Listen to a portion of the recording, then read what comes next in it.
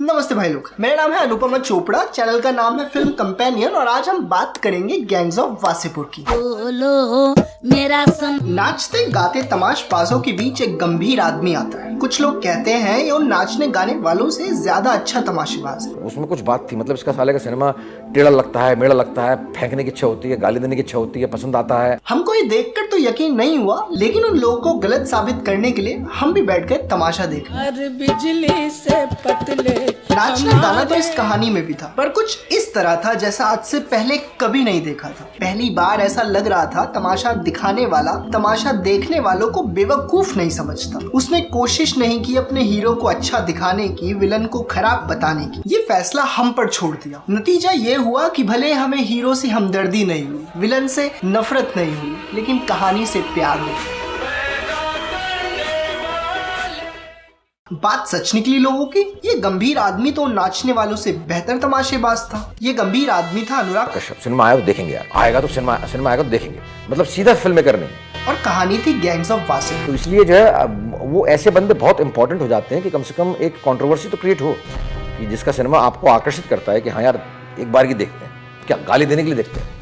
थोड़े दिन और गुजारने। गैंग्स ऑफ वासेपुर वो फिल्म है जिसकी हिंदी फिल्मों को जरूरत थी। गार्डियंस की 21वीं सदी की 100 बेस्ट फिल्मों में अकेली इंडियन फिल्म है वासेपुर। मार्टिन स्कॉर्सेसी को इतनी पसंद आई कि उन्होंने अनुराग कश्यप को इसके लिए लेटर लिखा। स्कॉर्सेसी यार, taxi driver, good fellas, shutter island वाले स्कॉर्सेसी। फिर हम कौन होते हैं इस फिल्म की कमी निकालने वाले? परे हमारे पास जियो है, जियो यूट्यूब चैनल है और हमने टोरेंट करके सिटीजन केन देख रखी है। I wish you'd come to this theater when Citizen Kane plays here. Are you in the story की दिक्कत है गैंग्स ऑफ वासेपुर की स्टोरी के साथ, जिसका पहला पार्ट एक शानदार कालीन की तरह लगता है। पार्ट 1 पूरा का पूरा आपके मतलब शुरू से लेकर आखिर तक कॉम्पैक्ट था। वहीं पार्ट 2 लगती है अलग अलग कपड़ों को जोड़ के बनाई दरी जैसी। यार वो 5 बार खत्म होता है आधे घंटे बाद खत्म हो गया, फिर आपके एपिसोड शुरू हुआ, फिर खत्म हो गया। मुझे ऐसा लगा इंसान जो है बस 2 नस्ल के होते हैं। पीयूष मिश्रा वासेपुर की कहानी के नरेटर हैं, जो इस फिल्म में सरदार खान के चाचा नासिर अहमद का रोल भी निभाते हैं। ऑडियंस भी मानो नासिर के किरदार की तरह ही पहले और दूसरे भाग की कहानी देखती है। पहले पार्ट में ऑडियंस यानी हम कहानी के प्रोटैगनिस्ट शाहिद खान और फिर सरदार खान के साथ साथ रहते हैं, जबकि दूसरे पार्ट में दर्शक नासिर की तरह ही पैसिवली चीजों को घटते हुए देखते हैं। ऑडियंस को कहानी first person point of view से दिखाई जाए या थर्ड पर्सन से, ये फैसला डायरेक्टर का है और इसकी पसंद सब्जेक्टिव है। लेकिन मेरे पर्सनल ओपिनियन में जब कहानी लगता है आपके साथ बीत रही है तो आप कहीं छोड़ के भाग नहीं सकते। वहीं अगर कोई कहानी सुना रहा हो तो दिमाग में 36 ख्याल आते हैं, जिसमें से एक ये भी होता है कि ये कहानी कब खत्म होगी। पॉइंट से जरा अलग है, लेकिन नासिर का एक सीन आता है जिसमें फैजल के निकाह के बाद रात में जब वो मोहसिना के साथ होता है, उस रात नासिर अपने को कोड़े मारता है। इससे पहले उसने जब भी अपने कोड़े मारे तो उसके पीछे कुछ वजह होती थी, जबकि इस सीन में वो जबरदस्ती लगता है। वासेपुर 1 में ऐसी कोई भी खामी नजर नहीं आती। पार्ट 1 तो खैर बना भी बहुत ही उम्दा था, जबकि दूसरे में ऐसी बहुत सी हैं जिन्हें नजरअंदाज नहीं कर पाते। बाप का, दादा का, भाई का, सबका बदला लेकर फैजल खान का बिजनेस पार्टनर शमशाद आलम उसके खिलाफ थाने में रिपोर्ट दर्ज करवाने जाता है। ऐसे मुंह धमकी देके पैसे हटने लगे तो कैसे काम होगा बताइए? पुलिस वाला कहता है कि रिपोर्ट से कुछ फायदा नहीं होगा क्योंकि फैजल के खिलाफ कोई सबूत नहीं मिलता। हम FIR करेंगे, जांच करेंगे, और सर्व सबूत मिले तब कुछ करेंगे ना। तो सबूत के तौर पर शमशाद थाने में ही फैजल को फोन मिलाता है और उसकी धमकी थानेदार को सुनाता है। सोना डिलीवरी हो गई, मेरा पैसा कहाँ है? उसकी फोन पर धमकी सुनते ही पुलिस वाला चल पड़ता है फैजल को गिरफ्तार करने। इस बात का कोई सेंस नहीं बनता। ये किसी दूसरी फिल्म का सीन लगता है, क्योंकि फिल्म की शुरुआत में ही फैजल के बड़े भाई दानिश ने पुलिस वालों के सामने एक आदमी को गोली मारी थी। उस पर कोई कार्रवाई नहीं होती। कहा एक तरफ तो पुलिस के सामने मर्डर करने पर भी कुछ नहीं होता और दूसरे में फोन पर धमकी देने से गिरफ्तारी हो जाती है। क्लाइमैक्स से जस्ट पहले फैजल खान अपने घर की छत पर रोता है। फुल गॉडफादर के माइकल कॉर्लियोनी वाला सीन कि उसे इस धंधे में नहीं घुसना था, ये जिंदगी नहीं जीनी थी। अब कुछ नहीं करना। फिल्म में इस जगह ये सीन अटपटा सा लगता है। उसके कहानी में अब तक के लिए फैसलों से कभी नहीं लगा कि उसने कुछ भी अपनी मर्जी के खिलाफ किया। पहली गन डीलिंग की जिम्मेदारी से लेकर आखिर में रामाधीर से बदले तक किसी भी फिल्म की कहानी बीट वाइज चलती है, पॉजिटिव से नेगेटिव, नेगेटिव से पॉजिटिव। मतलब अगर दुख के सीन से शुरू हुआ है तो उससे अगला खुशी का सीन होगा और उससे अगला फिर दुख का होगा। रामाधीर को गोलियों से भूनते वक्त चेहरे की मुस्कुराहट पिछले सीन के आंसुओं के साथ बीट वाइज तो जाती है, लेकिन हमारे कैरेक्टर और पूरी कहानी के हिसाब से फिट नहीं बैठती। यहाँ हर किसी के दिमाग में अपनी पिक्चर चल रही है, सबके दिमाग में अपनी अपनी पिक्चर चल रही है। तो हो सकता है फैजल खान खुद को एक ट्रेजिक हीरो की तरह इमेजिन कर रहा हूँ, पर ये भी हो सकता है ऐसा कुछ नहीं और मैं बस ओवर एनालाइज कर रहा हूँ उस सीन को जो फोर्स लगा। बाबू खान उस बबुआ उस परपेंडिकुलर। सरदार खान एक था और उसके बेटे 4।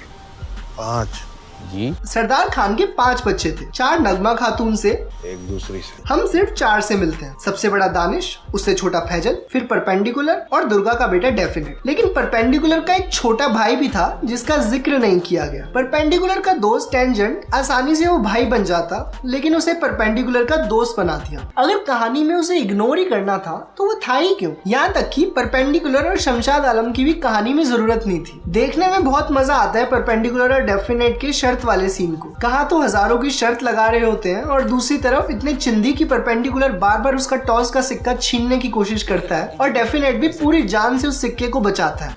छोड़ पैसा छोड़, लेने में भी खाली। और चाहे जितना मजा आया उस शमशाद को डेफिनेट का पीछा करते देख, ये ना भी होते तो कहानी में कोई फर्क ना पड़ता। राइटिंग में कहते हैं किल योर डार्लिंग्स, मतलब तुम्हें चाहे वो कैरेक्टर, वो डायलॉग, वो सीन कितना ही पसंद हो, अगर वो पूरे नैरेटिव को लंबा करता है या उसके साथ नहीं जाता तो वहाँ नहीं होना चाहिए। पर ये पर्सनल चॉइस भी है। मुझे राजकुमार और आदित्य कुमार के हिस्से बहुत मजेदार लगे। वहीं इकलाक का किस्सा बोरिंग और अंडर डेवलप्ड लगा। शायद अगर उस पर ज्यादा समय दिया जाता साइड कैरेक्टर्स की जगह तो वहाँ कुछ गजब हो सकता था। सुल्तान सुल्ताना डाकू की बहन का बेटा है जिसको एहसान कुरैशी ने अपने घर पे पाला है।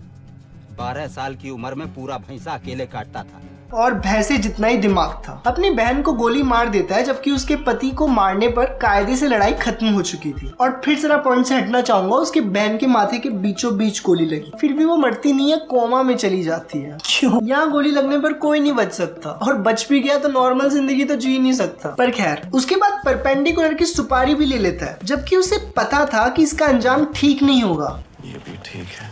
सुल्तान बिंग सुल्तान। लेकिन जो पूरी फौज और हथियार लेकर आता है फैजल खान के किले पर धावा बोलने और फिर फैजल को फोन करके चेक करता है कि वो मरा कि नहीं, मतलब सुल्तान एक्सपेक्ट क्या कर रहा था? फैजल खान जिंदा होगा तो फोन उठाकर बोलेगा, अरे सुल्तान भाईजान यहाँ तो सब बढ़िया है, अभी एक आधा बम और मारो है। गया फैजल खान वितरामपुर, चलो बे। वैसे मेरा IQ भी सुल्तान जितना ही है क्योंकि मुझे अभी तक समझ नहीं आया कि उस सीन में फैजल इतना घूम घाम कर अपने घर के बाहर क्यों आता है। ये वाला सीक्वेंस इतना कूल था कि इसे कहानी में 2 बार दिखाया गया अलग अलग पर्सपेक्टिव से, लेकिन इसका मकसद मुझे समझ नहीं आया।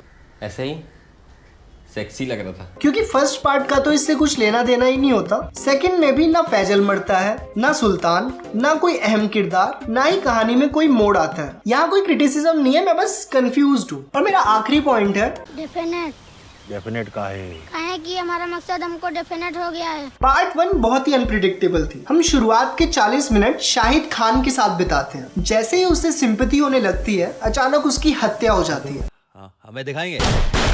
फिर सब शाहिद के बेटे सरदार खान के साथ शुरू से शुरू करना पड़ता है। आखिर में सरदार भी मर जाता है। दूसरे पार्ट में सिर्फ एक डेफिनेट था जिसका अंत तक पता नहीं चलता क्या करेगा। बाकी फिल्म काफी हद तक प्रिडिक्टेबल हो जाती है। करीब 40 मिनट पहले पता चल जाता है इसका अंत कैसे होने वाला है और होता भी वही है। हालांकि एक एपिक फिल्म का एंड भी एपिक था। इससे ज्यादा डार्क क्या हो सकता था कि एक अस्पताल जहाँ लोग अपना इलाज करवाने जाते हैं वहाँ किसी की हत्या की जाए। फिर भी खराब VFX वाले ब्लड स्प्लैशेस अभी तक देखी रियलिस्टिक मूवी में थोड़ा सा अखड़ते हैं। ये अनुराग कश्यप का जादू ही है कि लोग इस फिल्म के सीन्स को लेकर डिबेट करते हैं कितने रियलिस्टिक थे कितने नहीं। वरना इससे पहले तो हम लंदन के स्कूल में जनगण मन गाने वाले बच्चों पर भी